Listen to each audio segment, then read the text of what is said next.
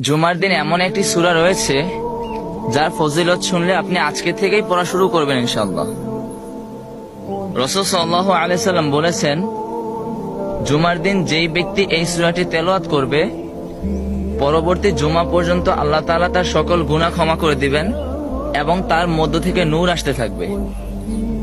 আরেকটি হাদিসে রাসূলুল্লাহ সাল্লাল্লাহু আলাইহি সাল্লাম বলেছেন, যেই ব্যক্তি এই সূরার প্রথম 10 আয়াত মুখস্থ রাখবে আল্লাহ তাআলা তাকে দাজ্জালের ফিতনা থেকে হেফাজতে রাখবেন।